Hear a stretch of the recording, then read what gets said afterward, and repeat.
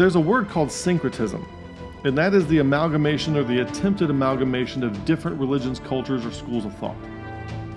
And what resulted from the Pelagian controversy was a type of syncretism, okay? And there are three elements to the syncretism that results in Calvinism. From Manichaean Gnosticism, they believed in total depravity, they believed no free will. When Augustine was getting bested by Pelagius, he resorted back to his Manichaean Gnosticism and took a handful of that and brought it back to the controversy with him. From Pelagius, you have the premise that belief equals a work. And so therefore Augustine had to find a way to get people saved without believing.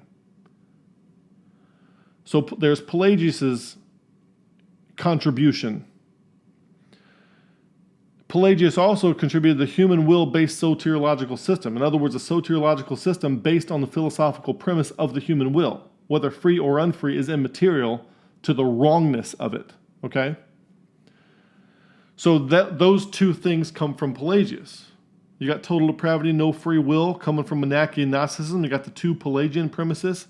And meanwhile, Augustine, he's like a facilitator. He is what you call a pretentious Christianity. He's the pretense of Christianity. He's wearing the fish hat, the Dagon pagan fish hat, claiming to be, a Catholic bishop.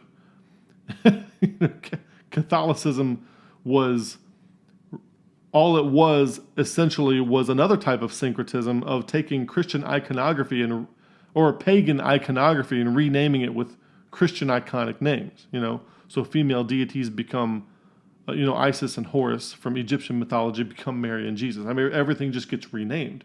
Jupiter becomes Peter. All that stuff. So Catholicism from the start is just renamed paganism with a little Christianity mixed in there for, just to fool the suckers.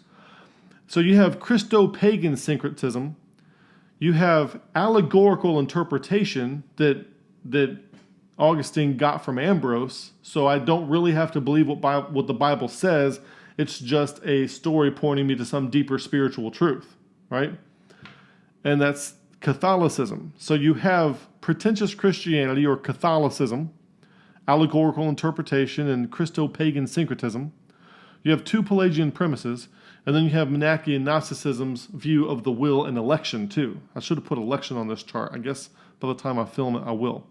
So their concept of election comes into, that was very handy, very convenient for Augustine to pull from as well, okay? So these three, here's what's amazing about it. If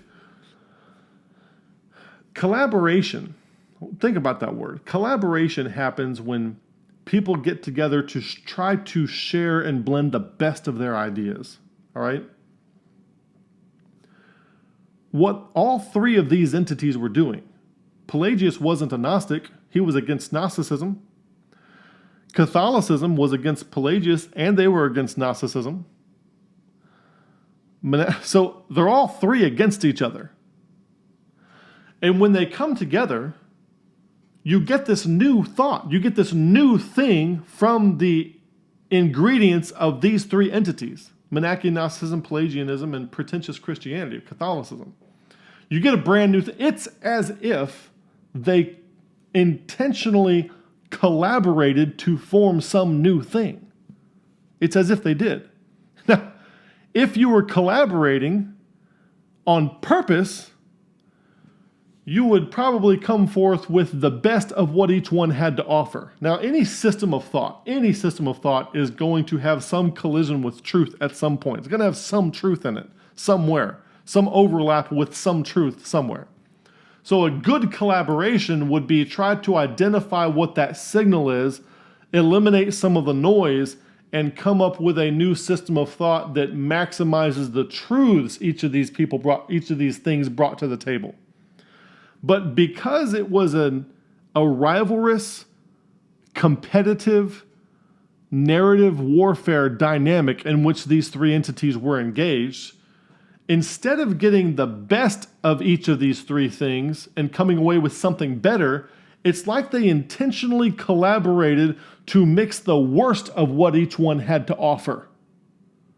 And then you have this monstrous offspring of horribleness called Calvinism, which later becomes Calvinism. It's like red kryptonite collaboration, if you will. It's red kryptonite makes Superman turn bad. So it's like collaboration. It's like they collaborated. It is. Historically, when you look back, these three systems got together and collaborated to form a new thing. And that new thing is Calvinism. But that new thing was not an intentional collaboration. It was an unintentional collaboration because Augustine could not reject false premises. He accepted false premises. Therefore, you have this hybrid, twisted, genetically mutated, weird thing. This system of doctrine. It's neither Christian. It's not completely Gnostic. It's not completely Pelagian. It's this weird thing that's kind of a combination of all those things, but completely none of them. All of the distinctives of Calvinism that create the idea flow disruption pattern come from Manichaean Gnosticism. The pull to Manichaean Gnosticism comes from accepting false Pelagian premises. And the fact that Augustine had no idea what was in his Bible comes from the fact that he was a pretentious Christian pagan syncretism going on there. That's where the system comes from.